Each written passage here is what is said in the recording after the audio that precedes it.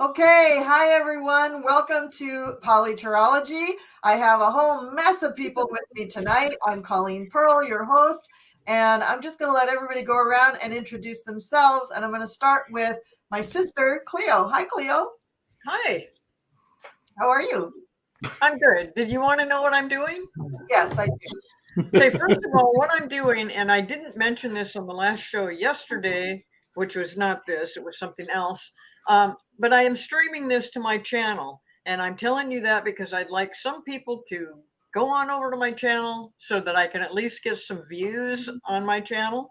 But besides that, I am doing a couple different shows.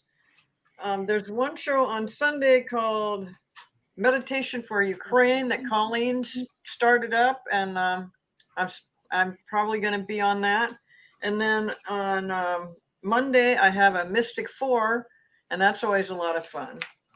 And then on Friday I have another PoliTarology. So that's what I'm doing. Great. And I just realized I forgot to run my video, so I'm going to run it now. So David, here comes the guitar. Right on.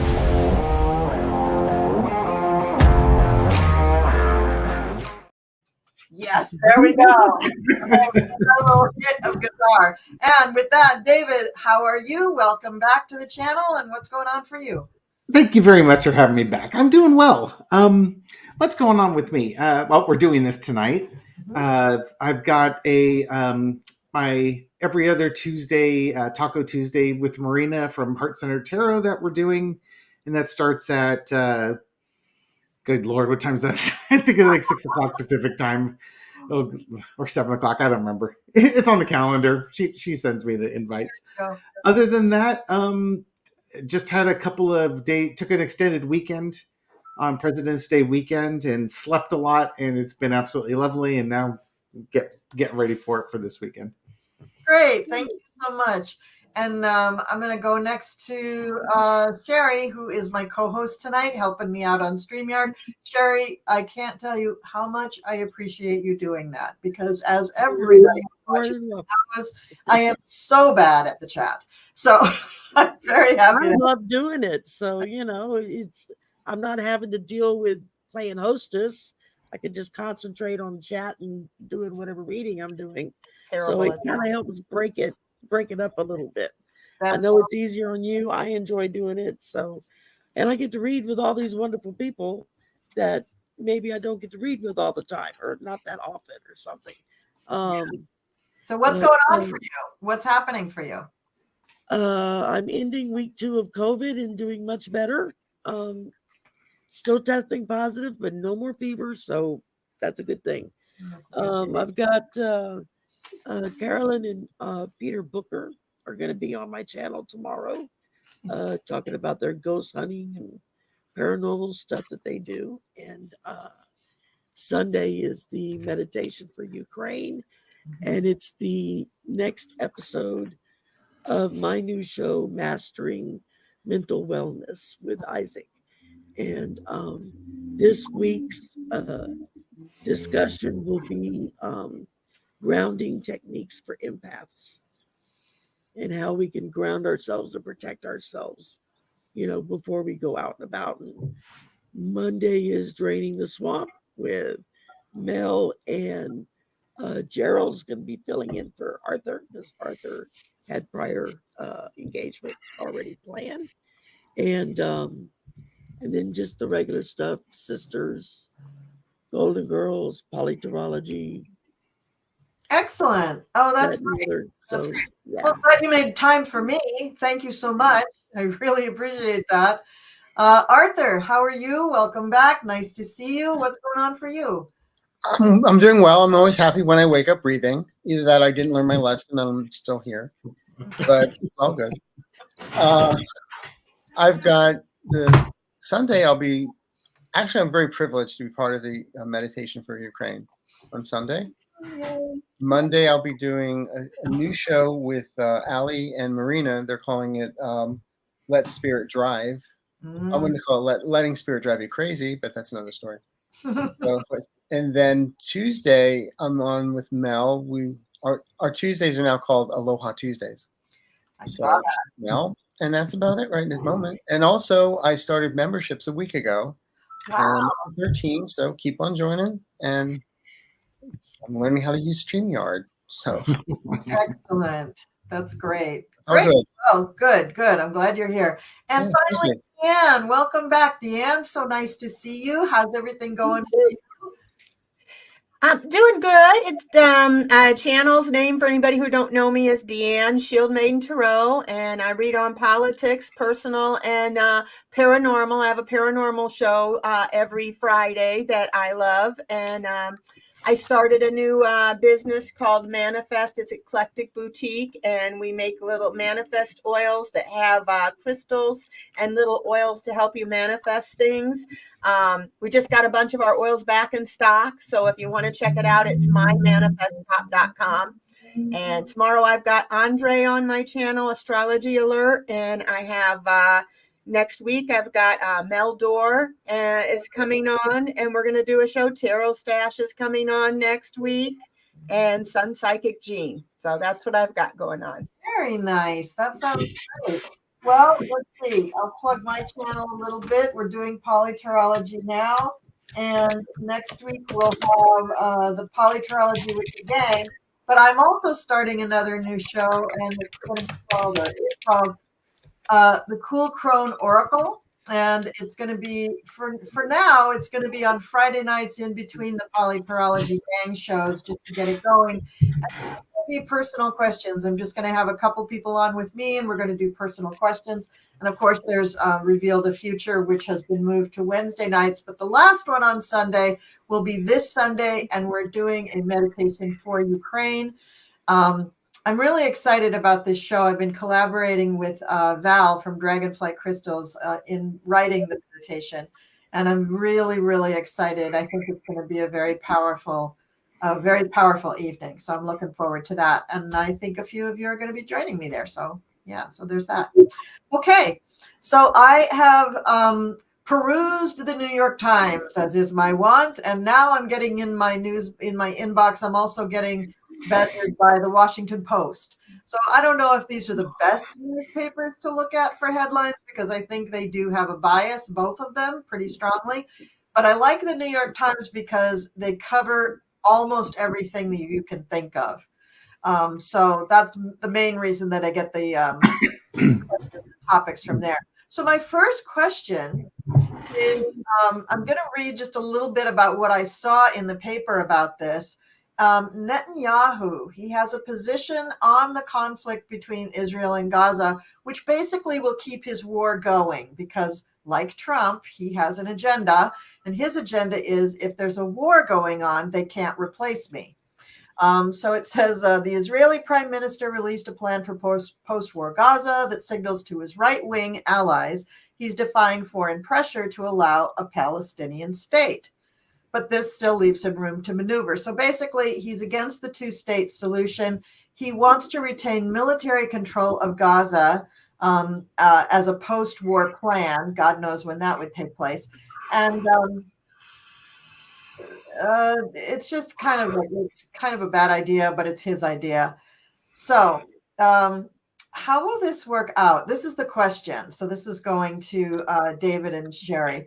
How will this plan work out for Netanyahu? And here's the more pressing thing.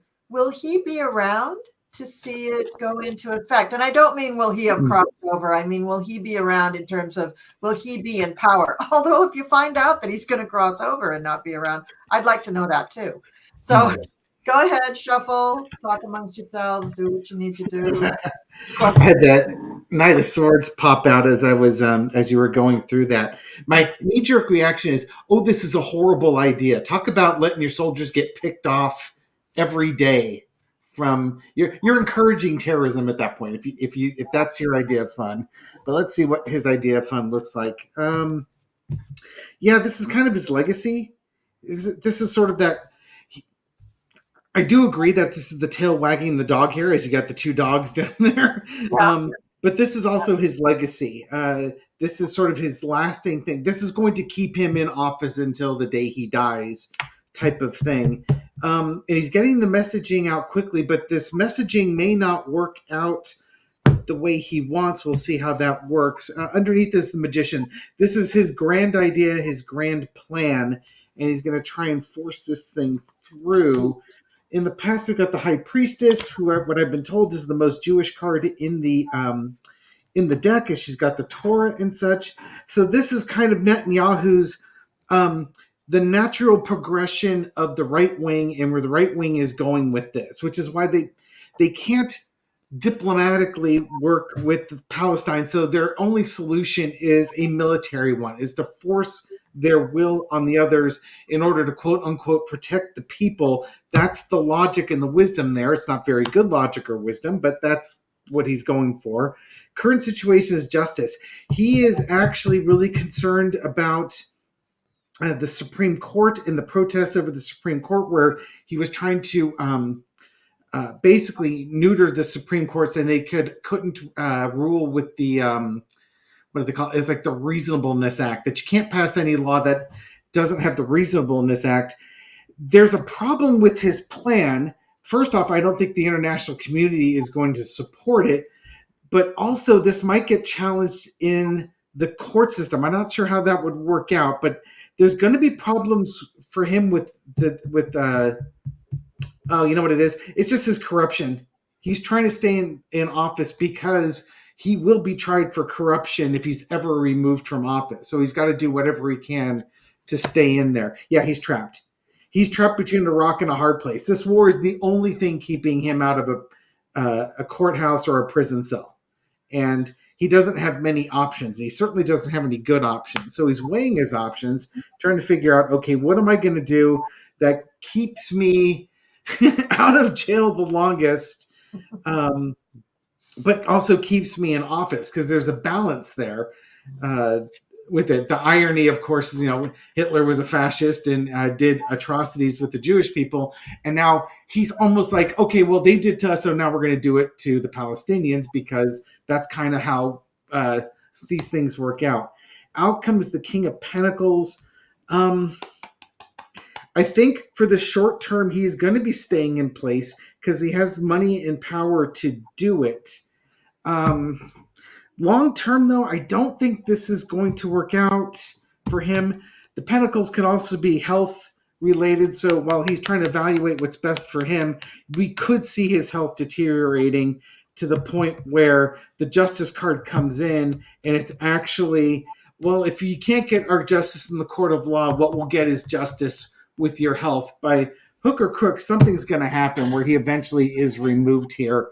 And I don't think he will ever get, my gut reaction is he will never get to the point where there are Israeli soldiers on every street corner running Palestine like a police state or anything along those lines. I think he'll be taken out before that. Okay. Sherry, what do you have? Barking dogs. They've been quiet till it's my turn to talk. He's a real devotee to what he sees as his excellent plan. He wants everyone to think that he's just spilled his guts. He's told everybody exactly what's going to happen, how it's going to happen, and it's going to be wonderful, fantastic, great. Basically, he'll do better if he just goes off and lives in a cave somewhere. I don't see, much like David said, I don't see the plan working the way he thinks it's going to work.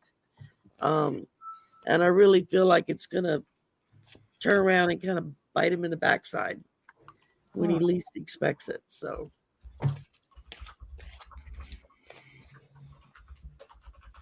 That's it? Okay. All right. So moving right along. Okay. So I entitled this little section Russia, Russia, Russia. And what we have here is Putin embracing his strongman image 2 years into the war in Ukraine. So we have a lot of emphasis just in the last week on Russia. Navalny was murdered, or at least they found him dead in his cell. The Kremlin won't release his body. The mother's seen it, but she says she's being blackmailed and not allowed to control her son's funeral. Putin's even gone on TV to basically say that he's going to keep up the brutal tactics that he's performing on the Ukrainians. He has leaked, or the Kremlin has leaked, information that Russia may be putting a nuclear weapon into orbit on one of their satellites. This would violate one of the latest arms control treaties. Let's see. Oh God, he's just doing ridiculous stuff. So, honestly, I have trouble believing that Putin has been seen in public like in a year. I just don't think that it's really him. Like that thing with Tucker Carlson, I don't think that was Putin. You call me crazy, but I just think it was a guy who was coached really well. But if you compare what Putin looked like in that, first of all, I think he looked too young. I think they picked somebody who was a little bit too young. Putin is 71. And I just don't think that's him. So he's doing all this stuff.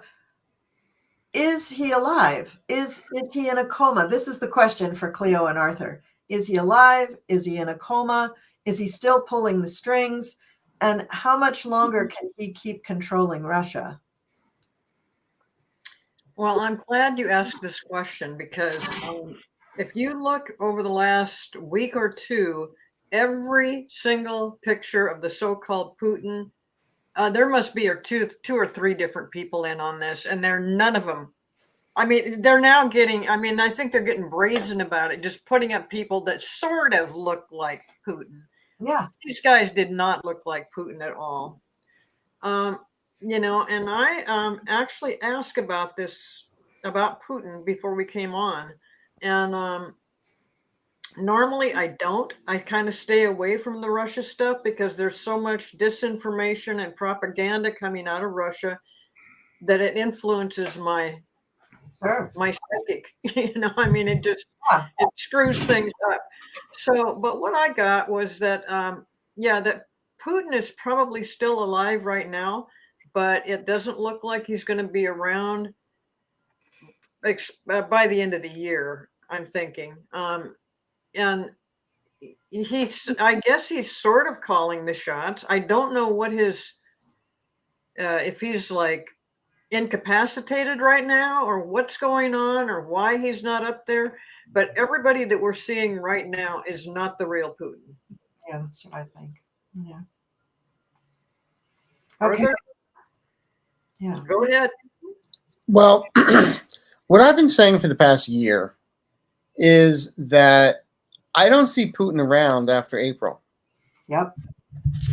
And whether he's incapacitated or not on the planet anymore, I'm not sure. I just don't see him around.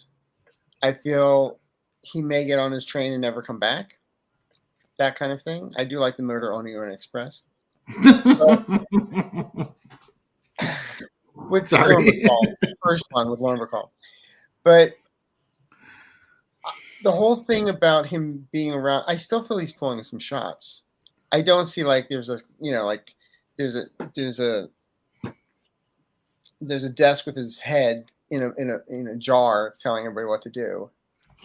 But it does feel that he's trying to put out the strong image, and that he's going after Ukraine, that Navalny's no longer here. He's doing all this kind of stuff and just playing the strong man.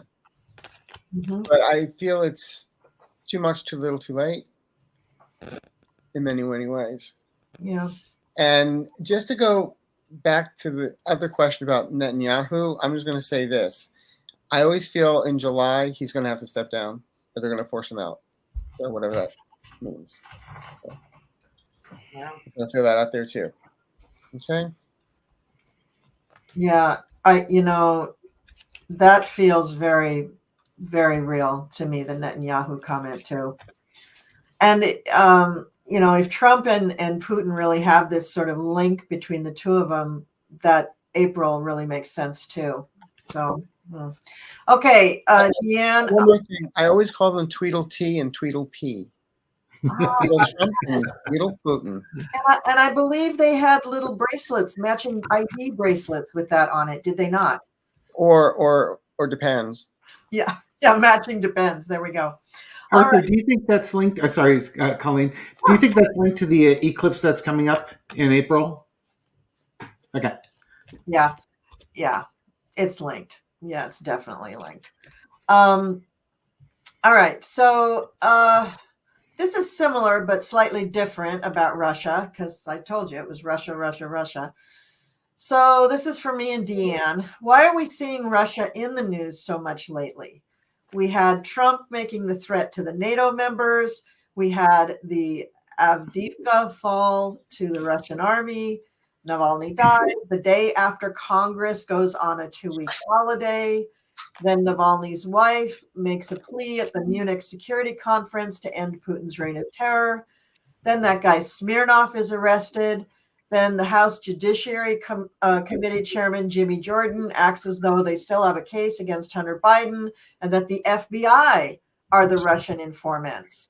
I love that he's turning around. It's just like, way to call the kettle black, Jimmy. Now we know you are absolutely a Russian informant. That makes it easy on us psychics when you do things like that.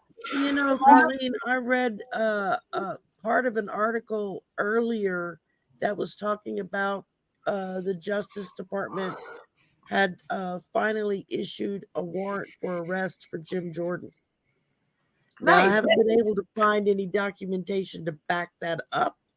I don't know if it was somebody's wishful thinking and they just put it out there, or if somebody knows something that the rest of us don't know yet. But Yeah. just let that stew in the back of everybody's brain and how lovely that would be.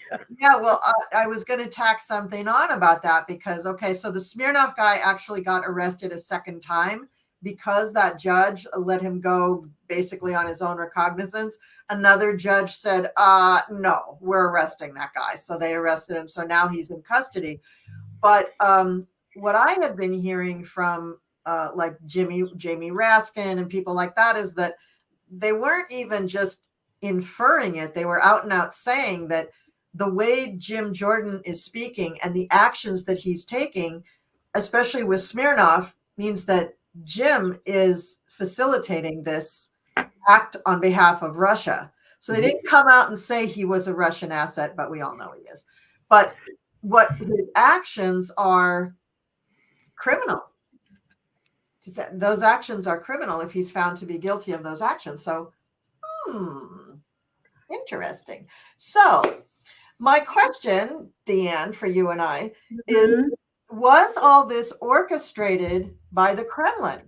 And what role did Jimmy play in all of this? Because he seems overly confident for someone who should be in the dark about Russian psyops. Now, Jimmy, who are you talking about, Jimmy? Jimmy Jordan. Jim Jordan, the Ohio congressman. Okay, so say the question one more time because I thought it was something different earlier. Okay, so Jim Jordan is the chairman of the House Judiciary Committee that's been pushing this thing on Hunter Biden. Their key witness was Smirnov. Smirnov was arrested and found to be actually a Russian double agent, really, but they're arrested in the United States. So my question is, was this whole bubble of information, Smirnov and Jimmy Jordan and Hunter Biden and all this stuff coming out, was this all orchestrated by the Kremlin? Because all this stuff of Russia is coming out all at the same time, and just wondering, are they just turning on some of their assets and saying, we'll just expose you and have the United States authorities take care of you? Well, I think it is by the Kremlin. I think that they're the ones doing this. They were, I got the moon in reverse. So it's like deception, deceiving us, trying to cause misunderstandings, fear and anxiety. And it was just the stuff that he said, it was just trying to deceive us and cause anxiety about Biden. But it was, and it was also the Page of Swords, crossing them. I feel like it's to make everybody paranoid about Biden by saying that this bad news was true, but it was a lie. So now that they found out, they're guarded. It's caused a challenge for them. They found out that this FBI guy was working for the Kremlin. Jim Jordan and all them are guarded, and they're trying to act like, oh, we weren't as dependent on that as we said we were. So it's a challenge. It's a challenge for them now, because that was the only proof. They kept saying he's the one who did it. He was the best. You're talking about that one they said was their witness against Hunter, right? Mhm. Yeah, they said that he was a great witness, that you could count. Fox News said it over and over again. And now that they found out, this has presented a challenge, and they're kind of fatigued trying to keep coming up with stuff. So they're trying to make a decision about what they're going to do about it. They're trying to keep some secrets under their cup. I feel like they are involved with Russia, Jim Jordan and a lot of those, and I think it's going to come out. It's completion. I think this is completing. They're not going to be able to do the trial against Biden. This is dead. It's dead now. It's complete now, because they've already found out that this person had lied, that they were from Russia. So yeah. So people are rejecting that idea, of the Bidens they've discovered the truth. This is a discovery. And I think things are going to, Biden can look ahead and progress. I think it is Russia. I think they knew it was Russia. I don't know that they didn't know all along. They just didn't think we'd find out. Well, I think they might have known all along. Yeah, and thank you for that excellent reading. I'm not even going to bother with my cards, because you pretty much said everything that I thought was going to come out. Get it out of my mouth. No, you did great. You did great, and thank you so much. So what I was kind of getting on the news is that this informant Smirnov had been very good for them for a very long time.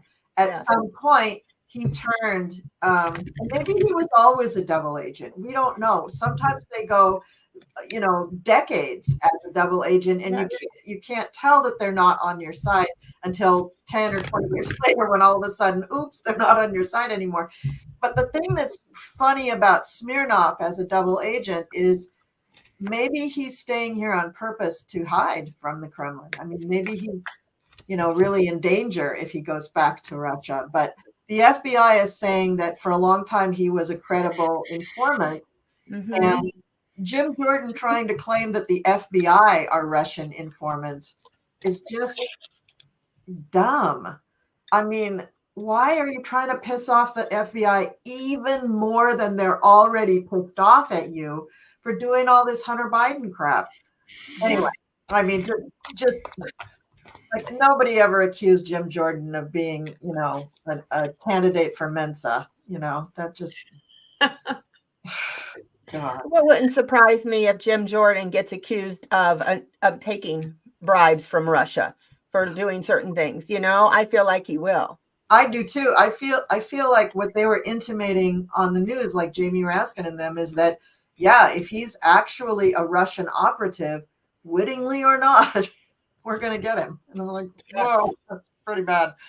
Okay, so thank you, Deanne. That was excellent. Okay, so Biden imposes new sanctions on Russia. Now, of course, he kind of badmouthed Putin on the news, and Putin said something back, and who cares? A bunch of old men, pointing fingers at each other. I mean, we could do the same thing here. Yeah. Ew, look at it. Now, I'm trying to see what the actual sanctions were. I think that they are more financial, which is what they said would really get them. The new sanctions include measures created by the Treasury Department, the State Department, and the Commerce Department, and they target more than 500 individuals and entities that have been associated with Russia's aggression toward Ukraine.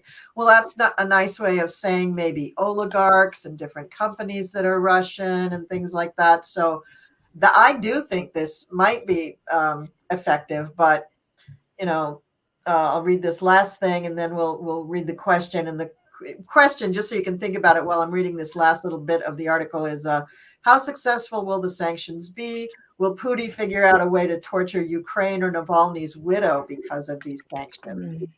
And the last thing I wanted to say is that this was by Janet Yellen. Russia's economy and military industrial base are showing clear signs of weakness, in part due to the actions we, along with our partners and allies around the world, have taken to support Ukraine's brave defense. Putin has mortgaged the present and the future of the Russian people for his own aims to subjugate Ukraine. Thank you, Janet. I love a good Janet. Okay. So do you need me to read the question again, or are you guys good? Just basically, will these sanctions be effective against Putin, and will Putin figure out a end around on him like he did the first set? Yeah, retaliation. Yeah. I gut wise tells me the retaliation against Navalny's mother and his widow against Navalny's body, that's kind of separate. That's one of those things where we don't want to give a martyr a tomb, which is why they gave good Lord, David, 9/11. I keep on saying Saddam Hussein, not Saddam Hussein. Osama bin Laden, a burial at sea. There's no ashes, there's no tomb, anything like that. He's off in the ocean somewhere, and you can't worship the martyr there. And I think Putin's trying to avoid that same situation.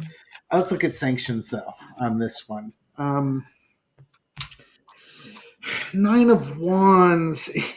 Russia's economy has been, again, it's been weakened. Now, Putin's figured out some ways around it, but here comes that next wave. And I think what's happened here with the U.S. is that they've analyzed how Putin found loopholes and got around things and kind of rolled up their sleeves and said, here, hold my beer.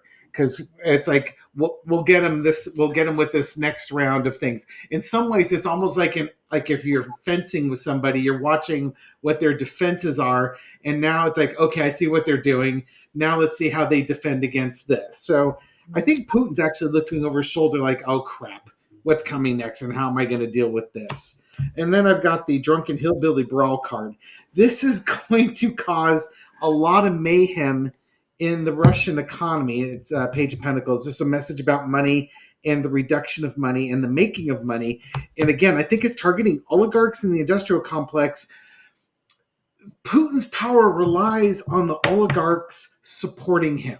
They are the ones that he has made the wealthiest, the lords of the land. And if the lords aren't supporting the king, they're going to install a new king.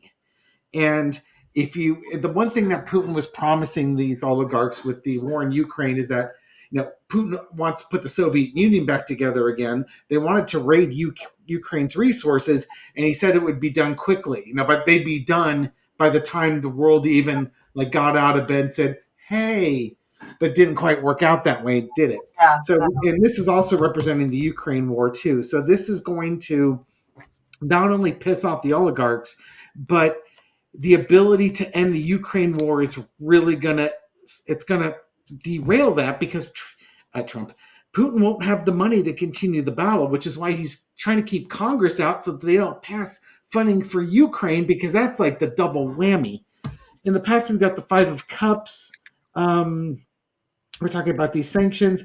It's Putin's watching the economy in Russia go down, but he's found some end arounds. This could also be the United States. Like, dang, we hit him with some pretty solid sanctions, but he's still hanging around here. So we go for round 2, and now there's some real passion behind it, and everybody's pissed off at this point.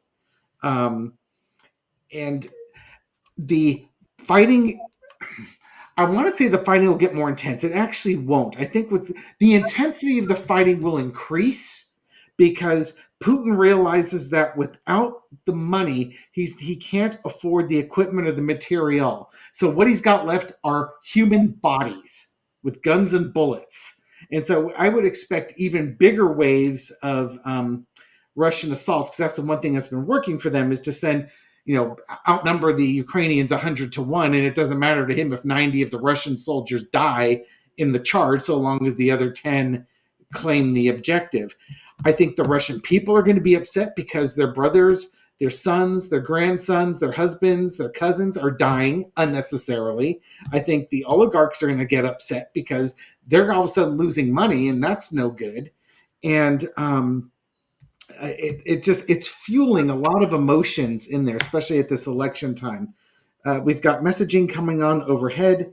The messaging of the U.S. basically, funny how this works out, is by these sanctions, you're not going to have your missiles. You're not going to have your drones. Your ability to conduct an offensive war is going to be over. Ukraine's also been building up defensive structures. They learned from Russia last year. So I think what's going to happen is this war is actually going to quickly stall out and become, trench warfare like World War I, where nobody is moving any direction whatsoever. It's basically going to stagnate, and that's not good for Putin because Putin needs to, quote unquote, win this war, and he's not going to be able to do it.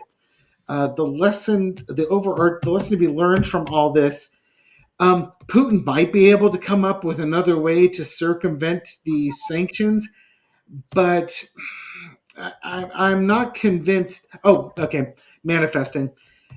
I don't think he's going to get around the sanctions. I think what he's going to get around to is basically trying to figure out a way to get a ceasefire and save face because he can't win it. So the best thing he can do now is secure some dirt that he's gained. The outcome is the Eight of Swords. However, he is stuck. He's stuck because he's come up with about 23 different reasons why they invaded Ukraine. And if he's in a ceasefire or basically a stalemate, he can't win. He can't really declare victory because it's a hollow victory. The oligarchs are poor because I don't think they're going to release these sanctions anytime soon. Who's going to get him first is really what it's going to be down to. He better hope it's a heart attack or his cancer rather than the oligarchs, or else he might fall out of a first-story window. Well, if he's in a coma, they just have to roll the bed one way and tip it. Right down the hill on a gurney. It's not very hard at all. So, as long as the gurney says Acme on it, everybody will understand. Yeah. What do you got, Sherry? Exactly. All right. Great. Thank you, David. Sherry? Well, I started out with Six of Pentacles reversed. I'm thinking it just feels like that's a lot of the money that Putin is just basically flushing down the toilet trying to do away with Navalny. But I see his wife as the Empress. She's getting ready to birth an entire new movement of what's happening over there because she's got protection, not just physical protection, and I was talking about it last night. One of the visions I had, she's got spiritual protection that's surrounding her very strongly. The Page of Wands, she's got a lot of new ideas and whatnot that are happening. Things that she's trying to get moving and get going, along with the Two of Wands, which is just going to follow up what it is that she's got brewing in her mind. She's going to be a force to be reckoned with. She really is. Same with Navalny's mother. She's still in grieving mama mode, whereas the wife is in, I am pissed off you took my spouse. So it's going to take a little time for the two of them to kind of get on the same page at the same level, because everyone's going to grieve at their own rate. But I really see something that's going to start to move and start to happen with Navalny's wife. Do you see his widow returning to Russia or Ukraine or Europe or staying in the U.S.? I don't see her returning right now. I think that her protection is telling her to stay put in the States so she can stay alive. I think if she tried to travel back there right now, there would be some kind of an accident Mhm. and she would, decide to pitch herself out of a basement window and kind of thing. I mean, that's just what I've been picking up. Somebody else may pick up something different, but I just feel like she's here for a while for protection and for her to kind of gather her strength, get her thoughts together, decide what direction she wants to go in. Yeah. Because Well, let's she's open it gonna, up. What does anybody else think about this? I bet you all have some thoughts. Go ahead, David. Just a quick little thing to throw in there because folks might have missed it on the news. Do you remember the Russian helicopter pilot that piloted a helicopter into Ukraine and the other crew were shot running away? He was just murdered in Spain. Yeah, I heard that. He left. The Ukrainian officials wanted him to stay in Ukraine for his protection. He wanted to live in Spain. Messaged his wife to come meet him, and like a week later, he's dead. So I can imagine that Navalny's wife, Yulia, will want to stay in a place very far away from Putin's henchmen until there is a situation where it's safe enough for her either to return to Europe. I actually do see her going back to Russia at some point and carrying on not right now. the work that her husband started. Yeah, maybe. Just not right now. She Yeah, just not right now. It's not safe right needs a now. little time, and they need time to make sure that wherever she goes, she's going to have safety there. Yeah, and their daughter is here going to school in the U.S., so Mhm. that's a really good reason to stay here for a while. Anybody else have 2 cents they want to throw in on this? Because this is a juicy. Go ahead. I just feel like, I don't blame her. Said he took her heart, he took her soul, when he took her husband. And I think if she is found killed, if anything happens to her with what happened to Navalny, I mean, it's going to look really bad. The people will even be more outraged. I heard they arrested some people that just had a little vigil, candle vigil, and they were it was amazing. They arrested them, but they were holding signs: Putin must die, kill Putin, save America. But I feel like she's going to go back, but it'll be I'm thinking 2025, and I don't think Putin will be there anymore. I think Putin is going to be gone, next year, maybe Just April, May.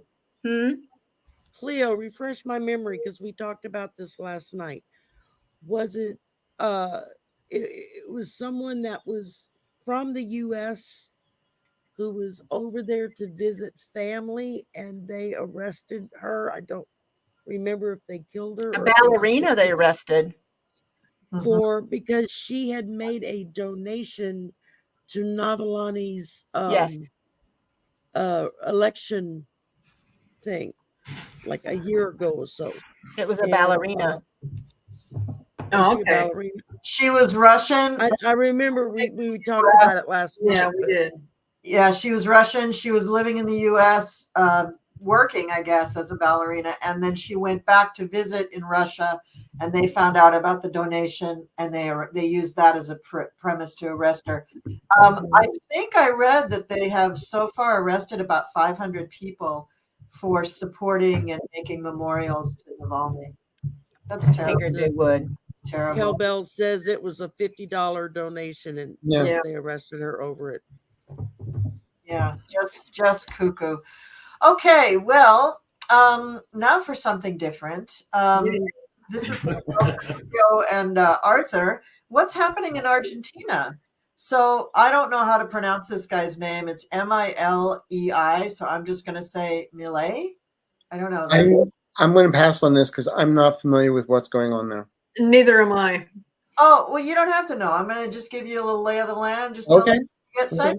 We'll just shoot in the dark, spit wads, just see what happens. Okay. So Mr. Milei, a former fiery television pundit who backed Mr. Trump's 2020 claims of election fraud, is now the president of Argentina.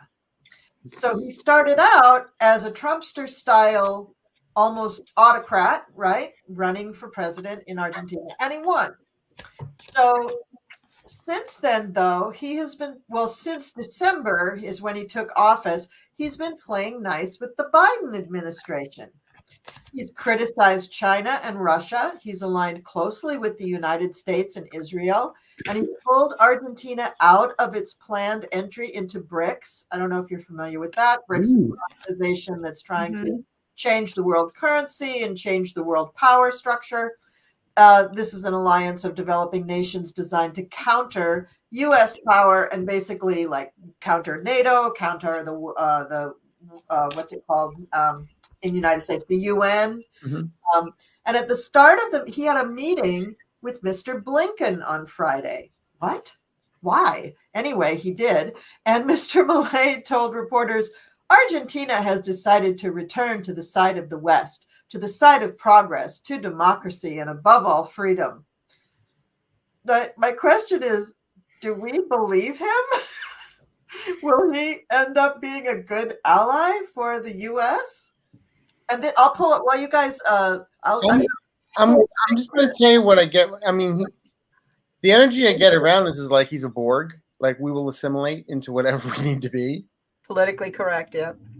You know, and he knows where his bread and butter will come from in the United States if he doesn't play along. I guess so. I'm going to show you a picture of this guy. He's hilarious looking. Screen. This is God. That's the guy. That's that's Blinken. But look, I mean, I can see. Yeah, he was on TV. He was I mean, cuckoo, right? He looks like a large size of the Hobbit. Yeah, well, right? I was going to say, he kind of reminds me of some character that Robin Williams would play. Like in the 70s. I know. I mean, look at those sideburns. Look at that. Elvis is alive. Yeah. So anyway, I had to show that picture because does he watch much porn? I wonder. Those were definitely porn. I know. I thought of that too. Oh gosh. Purposes only. I think basically like what Arthur was saying, basically this guy is just going for like which side would be best, most helpful to me and look good for people around the world. So yeah, he's not a big player, surprise, but he's just going to say and do what he needs to act like, yes, I'm with the West. Yeah, I mean, I can't imagine this guy getting, hip deep into this autocratic politics. And then he sees that he's swimming with a bunch of people who are incredibly dangerous and narcissistic and crazy. And getting arrested and getting indicted, and the list goes on. Yeah, but look at people like Kim Jong-un and Putin and whoever the crazies are in Hungary, that guy. I mean, these people are really dangerous, awful people. So maybe he just wanted to play with people that were a little nicer. Made me think of Lindsey Graham, flip-flopper, Yeah, that's right. I'm so terrible. And, you'll deserve what you get if you vote for him. And then the next minute, kissing his butt. Well, and he's going to cozy up to whoever offers him the most. Yeah, go ahead, Arthur. I was going to say, with Lindsey Graham, I know there's a file that they have dirt on him, so that's why he's keeping his mouth shut and going along the program. It's so sad about Lindsey. You don't have to be a psychic to know that, but as a psychic, I knew that. Yeah. When you win, okay? You just win. We'll just say Arthur's the winner. Okay. All right. So do you got any questions that are kind of closer to home? Maybe. How about a question about Alabama IVF? Okay. Conservatives are in overdrive trying to figure out how to erase this. Yeah. So, Deanne, I think this is for you. But Cleo, do you want to read on this one? I'll put you and Deanne on this one. How's that? Go ahead. Well, let's see where you're going. Yes, go ahead. So Alabama IVF ruling opens new frontier in abortion battles, and an Alabama Supreme Court ruling that frozen embryos considered children have created. I'm actually saying this. It's the natural progression of their stand. You take a little picture from Darwin's evolution and just put it in reverse. Yes. I'm Idiocracy. waiting for the rulings to come down that men can't ejaculate into a condom or a hanky or whatever, because that's killing children. That's right. I think that's Potential. just. Well, wasn't it in Monty Python's "Every Sperm is Sacred"? Exactly. Except that was a fun romp of song and dance. Yes, yes. So, several Republican governors and lawmakers, including Nancy Mace, I put that in, swiftly disavowed the decision made by a Republican majority court, that's the court in Alabama, expressing support for in vitro fertilization treatments. Now, because this would pretty much put a kibosh on IVF, storing this stuff and then using it for IVF. Some spoke out about their personal experiences with infertility. Others declared they would not support federal restrictions on IVF, drawing a distinction between their support for broadly popular fertility treatments and their opposition to abortion. So have I given you enough information? My question is, what'll happen with this one politically? And will it go in other states? I do have something to say about this because when it first came out, I'm like, are you kidding me? The little things are children already. And they, that's just craziness. I don't know what's going on in Alabama that are they just so bored that they're trying to come up with some other thing and look what we said. However, I can see other states looking at it. And I'm like, what are you wasting your time on something so stupid and so critical? Even Trump, and God, I hate to say anything in his favor, but even he came out and said, oh, you know what? No. I want, if these people are trying to have children, we want that. We don't want abortion, but we want people to have children. So even he was semi against this thing as far as, it's interrupting people that have spent thousands of dollars in years trying to have kids. And they're in this program, and suddenly it's instantly shut down. They are devastated. They're just devastated. Yeah. It's just so wrong for them to do this. And I know that they're going to try to go to other states and stuff, but we're talking big money that these up to $250,000 that people have invested to try to have children. And now this Alabama thing. Well, I say for one thing, for the people living in Alabama, you should have moved out a long time ago. But, you can go somewhere else and still have the treatment. And I could get on the bandwagon now because who knows what goofy. I mean, it was goofy enough that they outlawed abortion. And now this thing, they're acting like you're killing children because some of the, what are the things called that they're working with? Embryos or whatever. Yeah. Okay, the embryos, they're not fit to be used, and so they just like toss them out, and that's what they're making a big deal about. Like, don't toss out any of that. And I'm like, no. These people are trying to have normal, healthy children, and if that it's one of the big things that if they can find something that's a little bit cattywampus with that embryo, you don't want to use that. So I think that might be part of their problem that they're worried about. But I can't imagine in this day and age with everything that's going on that they chose this time to go to their Supreme Court and make a ruling that says, no, we're going to stop all this. I mean, the doctors are upset. The patients are upset. It's just craziness. So where do I see this going? I think that it might get stopped. But then again, I'm just so curious of what these other states are looking around like, yeah, we should do something about that. Well, we are talking about Alabama. Well, but there is other states, though, that are looking at what Alabama did and is thinking about maybe applying these same rules in other states. Let's not be ridiculous. Let's just nip it, stop it. These people are trying to have children. They're not trying to kill children. They're not trying to have abortions. It has nothing to do with that. Let these people live in peace and have their kids. Yeah. It's what is called a slippery slope. You start with one item and they just get more and more and more and more carried away. And you start slipping down that slope. And before you know it, you're going over the waterfall.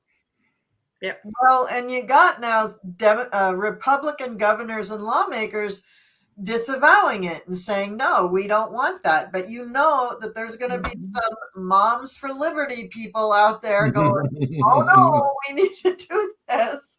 And I just want to remind everybody, this is Alabama. Yes. I'm sorry, like Alabama. I know people who live in Alabama and they're very, very nice people. But in general, some of these laws are just dumb. They just open up such a nightmare, such a quagmire of legal pit holes, that, oh God, it's just like all the comments that we were saying. If you say that they're children, oh my God, that wording, you could say considered viable life instead of children. But no, in Alabama, they had to say children. That's very, very heated language. Anyway, whatever. Okay, Deanne, do you have something to say? Well, I feel like for one, it was stupid. It's not going to last I don't think it'll last 6 months. I think it's going to be overturned or whatever. However they do it, something's going to happen. This law is going to be overturned. They said if they're children, then putting them in a freezer would be child abuse. What if the power goes out or anything happens? Is that mass murder? If somebody drops, on the floor, is that murder? Are they going to be trialed for murder? It's just dumb and it's ridiculous. And what I got is they're doing this. It's creating a lot of tension for people. There's a lot of people upset about this. They are going to the Republican people. They're having to deal with conflicts, and a clash of egos about this. It's all about ego. They're doing this against women. It's not for the children. It's not for anybody, but there's a lot of tension about this and arguments. And you got a lot of guys with big egos that are fighting that, no, they're a child, even though they don't care. They don't even care. It's just something to go against women. A lot of people are thinking this is cruel and spiteful against women. It's something, this is the Queen of Swords in reverse. So it's just kind of cruel, and it's a spiteful thing to do against women and people who want to have a baby. It's just like abortion. It's not that they care so much for the children, or they would help the children that are alive. It's a way to control women. So, but there are some people that are going to say they're standing their ground on this. There will be those Republicans that will stand their ground, and they'll challenge it, and they'll try to defend this. They are going to challenge this, as much as they can. But I feel like with the Ace of Swords, they're going to get clarity that this is stupid. They're going to have some dumb things that happen due to this. Like I said, there's going to be questions like, well, what happens if the freezers go out? What happens if somebody drops them, if they're actual children? What happens about putting children in the freezer? It's just dumb. I don't think it'll last 6 months, but there will be those, like Cleo said, there'll be those diehard MAGA people that are anti-woman type people that are going to fight for this, that they are children. And but the problem is the people who have in vitro a lot of times are people that have more money, and I hate to say it, a lot of times they're white, and they want more white babies. That's what they're wanting. So they're kind of at a catch-22, they're thinking that they're worried about the population changing and things like that. So they're just, they're worried the trailer trash is going to take over and rule everything. There was one woman that was involved in this program that suddenly got cut off. And she said, I don't quite understand. If they're children, why can't I visit my children? Right. Yeah. So it's going to, they're going to have arguments from all over the place. But if this thing gains ground and other states start doing it, Oh, brother. What in the world are But we like doing? 99.9% of the things that Republicans and the right wing does is somebody gets this bright idea in the middle of the night and they decide to run with it. They don't think it through. They don't think through all the different possibilities that's going to come out of a decision like that, or to even follow it down the path logically. Okay, if you do this, then what's the next step and what's going to happen? The thing is, they've got a bunch of their people on the right that are pitching a fit over this, because you've got a lot of very wealthy Christian people who use IVF to try to have large families. Yeah. And And what do they do if 9 are viable and the woman doesn't want to have 9 babies all at once? Is she forced to carry all 9 of those babies because they are, what are they going to do with them? exactly, what if they don't want to? And what if the couple decide? People do IVF to, just in case something happens. A couple gets divorced. Maybe they don't want to have those kids after all. What do you do with him? You can't kill him now because that's murder. I can almost see this, and forgive the draconian Orwellian nature of this, but this is kind of that Custody slippery fights. slope Sherry was talking about. Picture brown women who have been convicted of some crime, and part of their redemption is that they have to carry one of these white babies. And now you're bringing more white children in there, and then you have to figure out who's gonna raise them and stuff like that. Wow. And not to be gross, but it's like That That's they is want the days of to Boys from Brazil. crazy. Remember Boys from Brazil? Yep. I know about the movie, and I know roughly what it's about, but I But never it's watched like it. shades of that, where they're getting all these women inseminated. Yep. Right. Of course, it had to be clones of Hitler, but Handmaid's Tale. Yeah. Give Yeah. those to the rich women who can't have babies and force them to have Wow. them. So in the case of divorce, though, David, just to answer your question, when the couple divorces and they have embryos frozen, all they do is set up a visitation schedule. That's it. Who has to pay the child support? I was going to say, who is custody? Yeah. All right. So, okay. Moving right along. This one I named Biden Flips the Script on Politics of Immigration, which was actually the headline. I didn't make that up. So, if Biden moves ahead with a plan to block people who illegally cross into the United States claiming asylum, he is likely to face a swift legal challenge in the same way that Trump did in 2018 when he tried that. Politically, though, that might not even matter. So, if he does this order before his State of the Union address, which will be on March 7th, this could really bolster his reelection campaign by demonstrating that he is unilaterally trying to secure the border over the Republican opposition.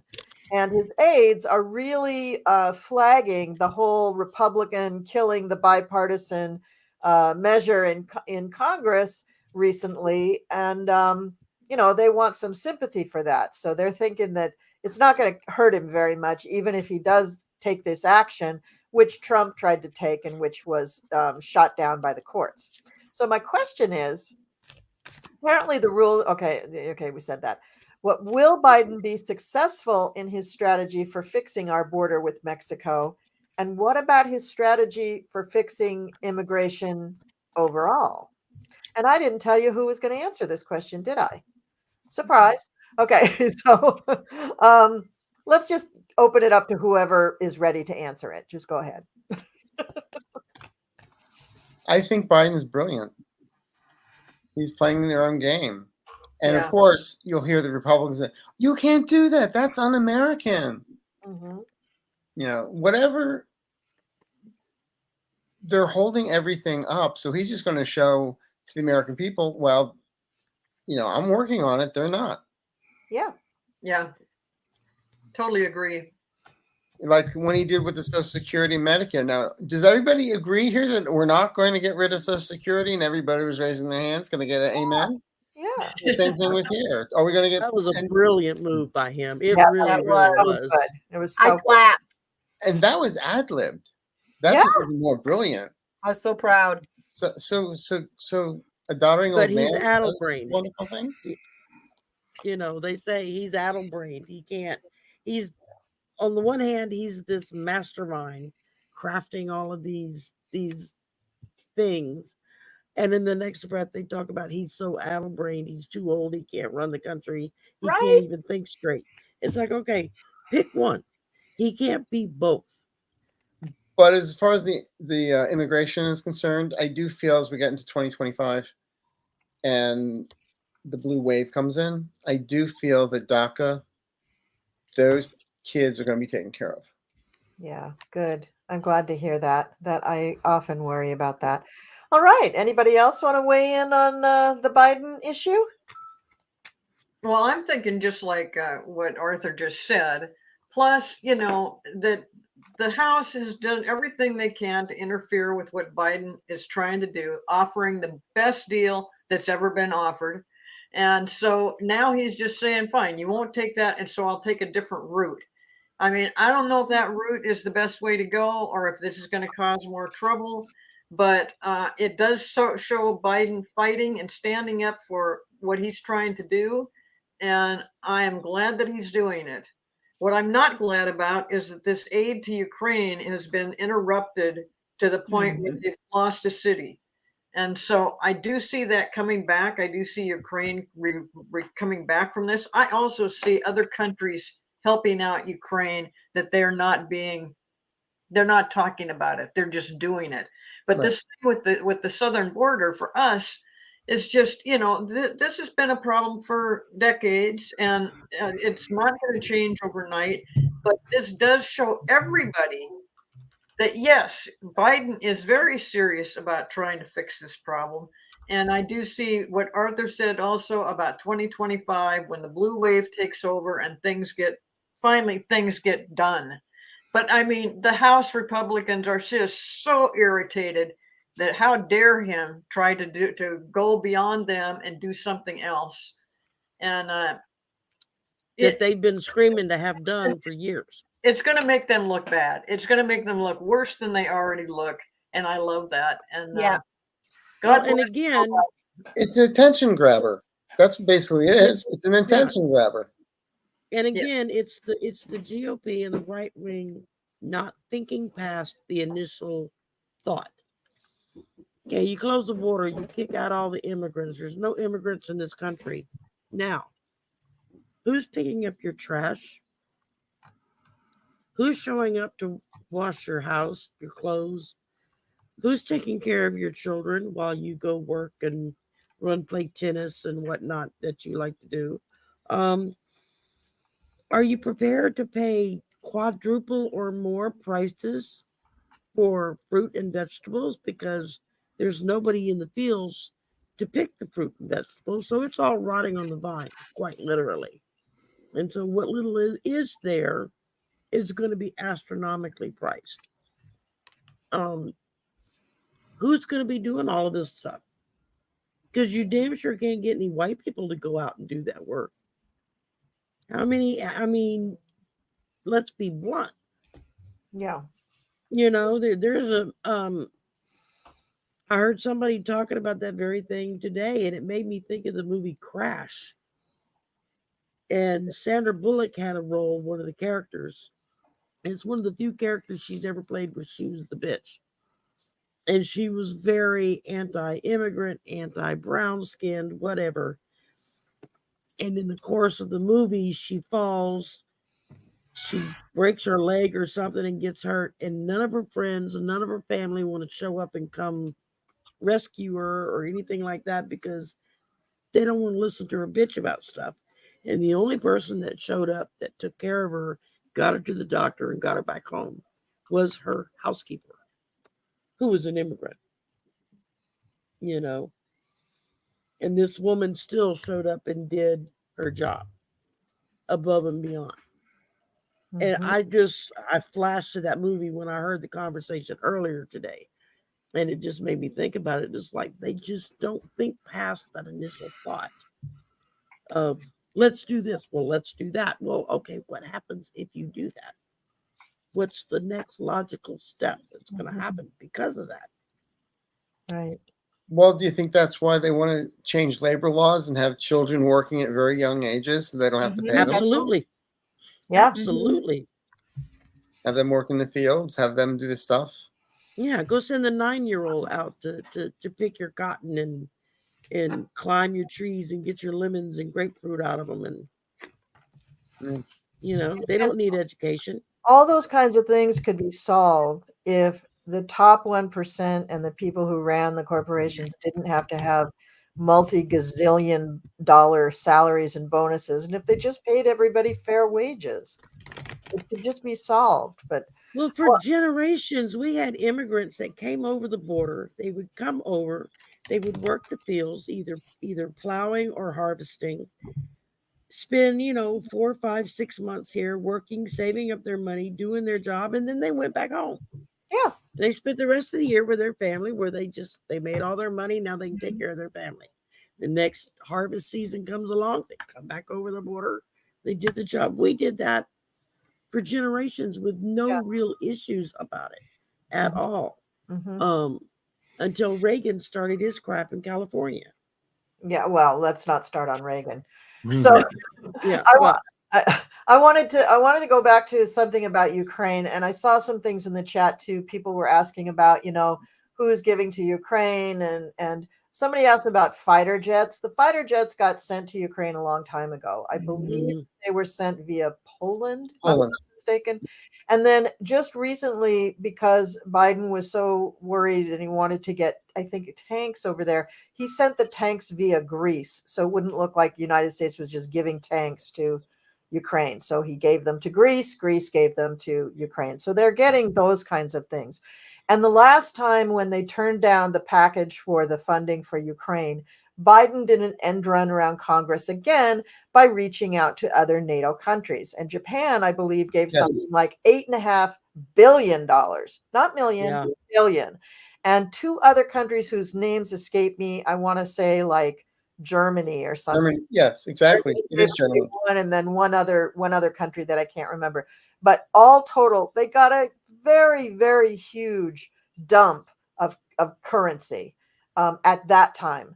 And that was Biden doing that behind the scenes. He just pulled his little strings, his little puppet master gig, and it worked. But they still need the money from the United States. And I truly believe that in some way he's going to pull that off. He's going to make that happen. They need the ammunition. They need the missiles and the bullets and the stuff to defend themselves with. That it's just, they've got to wait for it to be made because the stockpiles have been depleted. And well, there's been other countries have those in stock. I don't know if they do have them in North stock, Korea. but they will hand them over if they do. Okay. And a lot of the other countries and stuff who are used to working with more current, say, equipment and whatnot, a lot of their military that's retired or got out or whatever have gone to Ukraine and joined the Ukrainian army to not just fight next to them, but to teach them how to use that jet, how to use that tank, how to load those missiles, because they had a lot of farmers from Ukraine trying to figure this stuff out. They just knew they wanted to protect their country, but they we also had a training program here in the U.S. for them to learn how to fly the jet. Yeah. And that once that was done, then that was the point where they sent the jets to Poland, and then the jets went there. So we are participating in that as well. But that, I hadn't thought of that. A lot of the stockpiles that most of the other countries around them have are using technology that is newer than what the Ukrainians can use. So, don't they have some old shit laying around that they can give up? That's the problem. They keep on hearing about the money. It's not like they're getting treasure troves of cash. A lot of it has to do with what's the money equated to the value of the ammunition, the value of the tanks, the value of, because some of this stuff is sitting here in mothballs here in the States. Might as well be the old shit is run by Russia. Yeah, that's true. And also, I think they also they do have to use some currency because they have to feed their people. Oh, yeah. But Yeah. I'm just saying that, but everybody has it mistaken when they think it's just cash. Oh, It's yeah. everything. Yes, you're absolutely right. It is confusing, and people probably did hear that in the And other I way. think that's on purpose, especially from those who don't want the funding to go to Ukraine, because they Right. make it seem like we're just giving them, Scrooge McDuck sized bags of cash and dropping it off with them. And Yes. I was trying to have a discussion with one of my viewers. All the ammunition has a shelf life, and after a Yeah. certain point, you have to get rid of it, and that costs money to get rid of it. I remember back in the first Iraq War, the Iraq War, the U.S. was dropping dumb bombs out of B-52s, and one of the commentators was saying, "Yeah, they've had these bombs in here for a while. They need to get rid of them, so now they're just dumping them in Iraq." That was their way of getting rid of them, was to drop them on Iraqi positions. That's what's happening with the ammunition that we have. It's like all the stuff, the oldest stocks, like the oldest MREs that they have in there that they're supplying to the troops, that's going through. And then the US is just buying new stuff to replenish those stocks. That money's going to the defense industry, which in Right. turn pays people's salaries, pays taxes. So Yeah. it's keeping our economy churning. So Yes. it's not like we're giving them money and then we never see it again.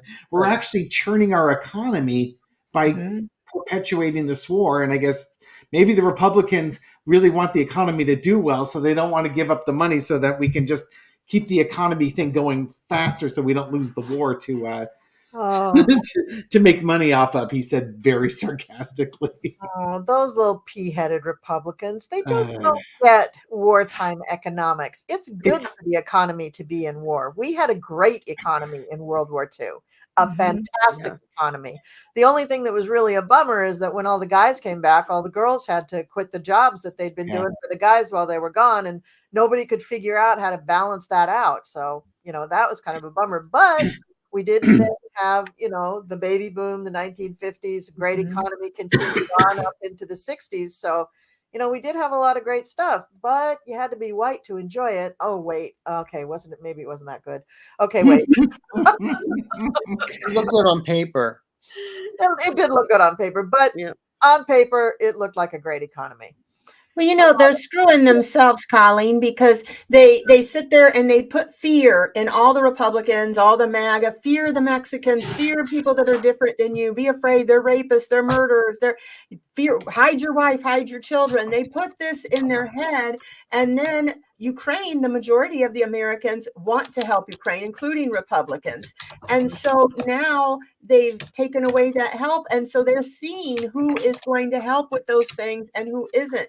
It's really obvious that Trump is saying, yeah, be scared of all this stuff, but I hope it all goes to pot. So you wait for me to get in there. And I got the Knight of Pentacles. So I got that, Biden they're seeing him as reliable, committed. He may be slow, but he's steady and he's hardworking and he is trying to do stuff about the border and he wants to do things about Ukraine. But because they were so stingy, wanting to keep all the money for their rich donors and stuff, they missed their chance. But I get that what Biden's doing, he's going to come out ahead. And I got, it was people are going to see the vanity of Trump, the vanity that only I can fix the border, but I'm not going to until you elect me president. Just like when Zelensky said, well, I could fix your problem, the war, in 24 hours. He goes, well, Right. do it. They're Yeah. seeing the vanity in him, and they're seeing that the one who is going to complete the job and do something about it is Biden. And so it's leading to a discovery that they're realizing, a lot of Republicans, who is the better man, who is actually doing something about these problems, and who wants to wait a whole year. If you're in fear for your life, if you're in fear for your kids' lives, they're so dangerous. Why would you want to wait a year to protect the border when they're saying we'll do it now? It just makes We them look spent like 4 years waiting for the new medical plan. It's going to be ready in 2 weeks. The new Oh yeah, we're infrastructure still waiting plan is on going to that. be ready in 2 weeks. I mean, it's been 7, 8 years now. We're still waiting. Yeah. But it's coming. Well, in 2 weeks. we've been on here almost an hour and 20 minutes, and I'd just like to wrap up with one kind of positive question to get into. So the Dems seem to be learning some lessons from the repubes. The Finally. headline was "The Quiet Way Democrats Hope to Expand Their Power at the State Level." And so the Democratic Governors Association is beginning a multi-million-dollar effort aimed at appointing more state judges. Locked out of power on the Supreme Court and still playing catch up against Republicans in the federal judiciary, Democrats are hoping to gain a political advantage on a less visible but still more important playing field, the state courts. Now, this is exactly what the Republicans started doing about 50 years ago. So there's blah, blah, blah, all sorts of things that they've done that are very successful. Yes, we know. But my question is, will the Dems ever become as powerful as the R's had been in their starting with these grassroots appointments? I'm calling them grassroots, but they're really state level judiciary appointments. And will it lead to solid Democratic power in the future? Yes. I'm going to jump in and say yes. Yeah, me too. I mean, real big, like, yes. Exactly. Yeah. Because the gloves have been coming off. If you look at in the House, they used to be quiet. Now you got people like Jasmine Crockett. You have people like Moskowitz in Florida. You have Matthew Frost in Florida. Yeah. You have Goldman in New York. They're all like, just enough is enough, you crazy people. Mhm. Yes. Yeah. And they're just giving my tragic girlfriend, MTG, her walking papers. Yeah, absolutely. Oh God, thank you. That's what I wanted to hear. I just Come wanted to long hear. enough to learn the lesson. Start at the bottom, work your way up, and get your people in place. But this new crop of new Democrats that are coming along, Right. with new blood, they're not taking any of the BS like the way the old crop of Democrats were, because they were all statesmen and they played by the rules, and we don't do this, and we don't cross this line, and we don't get impolite, and we don't do blah blah blah blah blah blah. But they're still playing by the rules, but they're just being heard now. Yeah. And They're being loud about it. I don't think they're all rolling over. I think Jamie Raskin is not rolling over. I don't think that No, Adam not Schiff, I don't all think of Adam them. Schiff is rolling over. I don't think Eric Swalwell is rolling over. I don't think, quite a few of them are not rolling over. Katie Porter, Well, she's not some of rolling them, Love her. even those that are not young in age, but they may be young in government work. Oh, okay. They're the ones that's feeding the blood system of reviving the Democrats and bringing that punch back to it, Mhm. because for so long the Democrats just played nice and went and hid in the corner and then complained to each other because the big bag Republicans broke the rules. Well, That's- then frickin' do something about it. Yeah. If they break the rules, they get punished. When you're dealing with a group of Republicans that are getting ready, I'm amazed it hasn't happened. I mean, they're imploding. I have never seen such a mess as the Republicans create. How they could spend so much time doing absolutely nothing. So are the Democrats going to take over and make a change and make a difference and take over the House, the Senate, and the presidency? Yes, they absolutely are, because it has to be. I mean, if it takes divine intervention, it's going to happen. And again, I say, God bless President Biden. Yeah. Well, look what happened to Arthur's tragic girlfriend just yesterday. Oh, jeez. MTG got tried to appeal the mask thing, where she was fined over half of her annual salary for not wearing a mask during a pandemic. And the Supreme Court came back and said, no. Good. You lost. You need to pay that money. She lost it. She was not a happy camper about it either. That's good. That's good. Man, I mean, how long have we been asking, when is that woman leaving? She is so annoying. The one thing, I just have to throw this out there. The one thing that always gets me is when she said the California fires were caused by the Jews with lasers. Lasers, yes. If that were the case, they have her address. Uh-huh. The Her house is COVID still sticker was standing. like the Nazis' emblem that they gave to the Jews. And she said that too, and that was crazy. No, I'm Well, just hell, saying. Trump What I'm was saying is that California if that were was true and they have her forward. address and her house is still standing, I think that house should Why get would they lit. even? Why would they even need a ground war in Gaza? Just melt the places that they want. I do see. Going back to the question real quick, I see there's the messaging happening quickly. The young members of the House are basically saying, "We'll do the hard work. We're going to do the heavy lifting, but we want our values to Yes. reflect that," and that's why they're willing to do the heavy lifting, because they know in the end they will get positions of power, and they're going to move away from the corporate Democrats and towards the more progressive agenda.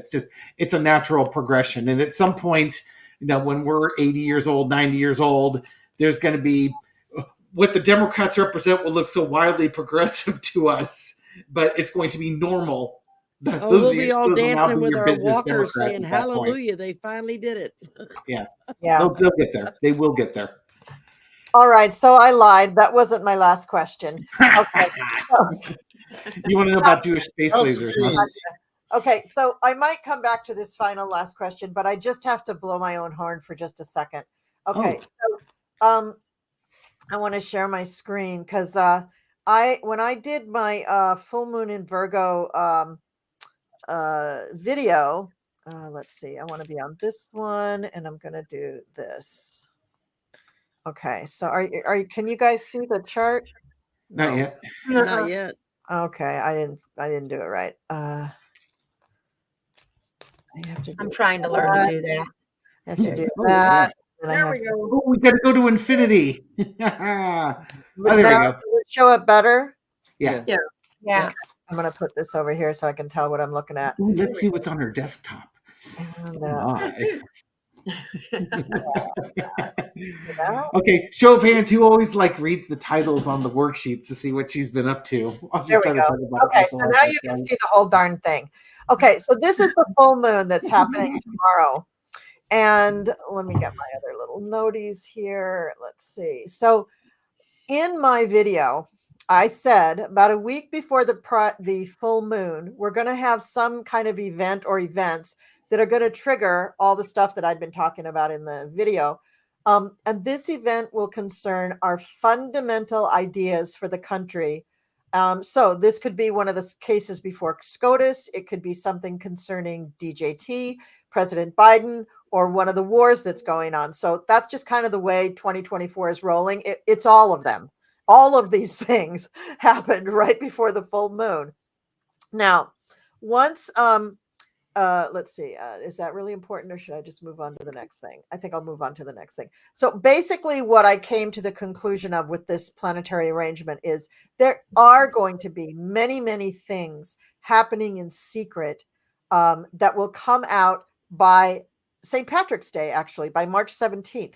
So that is the date when the sun reaches our Neptune placement, and Neptune is right up here. And you see how close that this is. The red planets are the full moon planets, and the blue planets are the United States planets. So the moon moves pretty quickly. So the moon is going to move over here, and the sun is going to move over here, and it's going to be in opposition to our Neptune, and the moon is going to be right on top of our Neptune. And when that happens, I think the secrets are going to come out. Most of them are going to come out. So look for that. So it's after Super Tuesday, which is March 5th. It's after the Ides of March, which is the 15th, and it's fully on St. Patrick's Day. That's where we're going to see a lot of this stuff come up. And there's also, you see these two little planets here. It's kind of hard to see what they are. This one is Venus, and this is Mars. These are the transiting planets. And they are right across the chart from our North Node. Now, the North Node of the United States, if anybody's North Node, it's your mission, what you feel your karma is, what you really want to accomplish in life, and what you just keep going through for all the years of your life until you die. That's what the North Node is. Now, Venus and Mars are opposing our North Node of the United States, which means that we're going to be super, super sensitive about our reputation, our legacy, what we're trying to do in the world, and how we're seen by the world. And what I wrote in my thing is, you may even hear diplomats and politicians saying something like, if we don't clean up our policies now on immigration and the fighting in Israel and Ukraine, it may be too late. The rest of the world may have given up on us and moved on to look towards other countries to serve their needs. And if we don't have more immigrants coming in, our country will fall into decline. And I think that's happening. I think that's what's going on right now. Yeah. Where did my StreamYard go so I can come back to the screen? That would be nice, wouldn't it? Okay, there, I found it. All right. So I'll stop the sharing. But I had to read that to you guys because it hit me so strongly that we really are at a pivotal moment. So that sets up for the next month, actually also on the 25th, a month and a day after we have our full moon this month, we have an eclipse, the first of two eclipses. We have a lunar penumbral eclipse. Penumbral eclipses are subtle. It just means that the moon is passing through the shadow of the earth, and it just shows a little shading on the surface of the moon. So it's not like the big dramatic eclipses, like with the big ring of fire and that kind of crap. So, but it does set up stuff to happen. And it's going to be visible in the United States. And anytime a celestial event is actually visible, when we can just go out and see it with the naked eye, that means it's going to affect you. When it's all the way across the world and you don't see it, not going to affect you so much. So I feel that this eclipse is kind of going to be some echoing of the energy that we have on this full moon. And then 2 weeks later, we have the solar eclipse, which is a total solar eclipse. And that one hits Trump's chart bigly. It also hits some things in the United States charts bigly because Trump's chart itself hits the United States chart bigly. So this is going to be a big time frame, and this is going to bring a lot of things into focus. I'm going to be doing a video just about that, so I won't bore you with all the details now, but it is going to be really, really important. And I just wanted to share that with all of you. When is the eclipse at again, you said? So the first one, the penumbral eclipse, is on March 25th. And the solar eclipse is on April 8th. And if you go online and just say, where is the path of totality for the April 8th eclipse, you can find maps that will show you whether you can see it from where you live or not. I'm actually traveling so that I can see it. I'm going to Watertown, New York, so that I can see the eclipse, because there's not going to be another total solar eclipse like this until 2044. Oh, wow. I mean, we have eclipses every year. 4 times a year we have eclipses. We don't always see them, and they're not always total. So I'm going to go see this one because it's big. And what else is happening on March 25th? The case starts, jury selection starts in the civil case in New York for Trump. Yes, bigly. And that's why it's happening for him, because that case is going to be a big case for him. It's going to be really important. So, yeah. The very last thing I just wanted to ask Muy you. importante. So, Mitch McConnell, when is he leaving? When is he leaving us? When is he leaving this? When they drag his stone cold body out of the Senate. And do you think that they would put me in YouTube jail if I created a little graphic that was a countdown for when he's leaving? Start your Deadpool.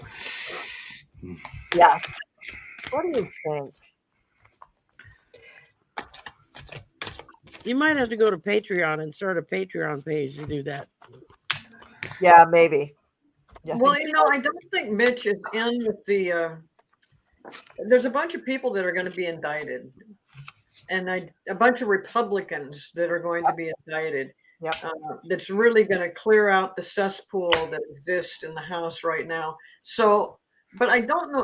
Mitch McConnell, he's a senator, right? And so he's. I don't know that he's in on that, but I think that if anything comes, if he gets the slightest hint that he could be on that same list of indicted people, because whatever he has done, I know that he's tried very hard to cover his tracks. But I think that if something came up like that, then he suddenly might be like, you know what, I'm getting too old, or I've got some health issues, and I got to go now.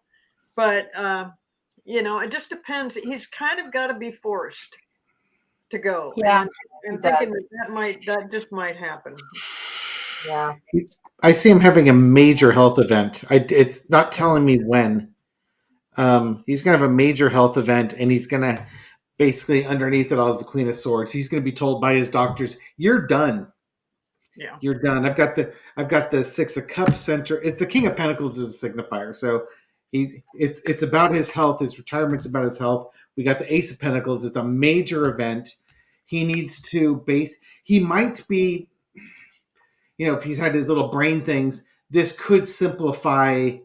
It could either be, it's time to go spend time with your grandchildren, or it can mentally incapacitate him that he has the reasoning power of a small child, not the edge lord that he currently is. And it's basically, this is it. It was his legacy. He's done. He's done and dusted, and he just doesn't have a choice. If he had a choice, I would say November to December, like after the elections, if and when the Republicans lose the House and the presidency, and he's gonna be like, you know what, I'm just done. I can't do anything with this. I'm out of here. But it might happen before that, because it looks like health wise he's going to be told to leave, and he's just not going to have a choice. I get that too, that it'll be in 2025, but he'll have to step down. He won't have a choice. His health is not good. It's going to be a bad health problem that he's not going to be able to come back from. And it might be a health problem that he uses to his benefit. Maybe. Because there might be something else going on in the background where he's like, uh-oh, yikes. How'd they find out to about get out of Dodge? Well, what I heard from my guides is when you ask the question, how long is he going to be around? I just got no later than 2027. Oh God, really? No. That doesn't necessarily. No, not in office. Be around. Not how long is he going to be on this planet? How long is he going to be around? Expiring CO2. How long is he going to be breathing? Yeah. I get October 2025. He's going to be leaving. Well, Sherry, you do know turtles can hold their breath for a very long time. Yes, I know. My late husband's name was Turtle, so yeah, that was his nickname. But I already bought my veil and the dress, and God damn it. We can freeze it with the children. Exactly. Yes, that's what I'll do. I'll sneak it in there when I go on my visitation. Okay. All right, guys. Well, this was great. Thank you all for being so nice to each other and so courteous about not speaking over one another. You make me very happy. And thank you for answering these ridiculous questions that we have to answer. Thank you, Mommy. It's just, yes. what a. Do we get a lollipop now? Yeah, you can. But I feel bad that we're in this kind of turtle soup of political that we have to talk about. But thank you for going through it with me. I really appreciate that. And thank you to everybody in the chat. And you guys had some good stuff going in there. They did. They did. And I hate to disappoint you that I don't take your questions and stuff from the chat, but I did see those couple of things about Ukraine, and I wanted to address that. So I just want to remind everybody again that on Sunday at 7 p.m. Eastern time, we're going to be doing the meditation for Ukraine, and that's going to be a nice meditation. I think it's going to be I hope it's powerful. I hope everybody likes it, and I hope everybody will tune in. And Colleen, I just want to say thank you for putting this group together. I've just really enjoyed working with these people today, and I thought this was very effective. And I love, of course, the chatters. They always bring up stuff that I'm thinking, well, I didn't know that. I mean, they're really knowledgeable. And although we had up over 400 at one point in the room between all the channels, we had over 400. Wow, great. Yeah. So, thank you guys for showing up, and thank you, Colleen, for putting this all together. And I had a great time. Great. Thank you. And best chatters ever, but go to everybody's channel, like and subscribe. It's free to subscribe. It doesn't cost you any money. Yep. And there that thumbs up button. Yeah. Leave a comment, leave an emoji, something in the comments after the show that helps boost the algorithm. It helps push our shows out there so that if somebody's just channel surfing on the World Wide Web and YouTube, if they put in the right keyword, boom, our channel shows up, and then that's how you get new subscribers. So, Yeah. Thank you. Thanks, Sherry. Thanks for being a co-host tonight and handling the you're chat. welcome.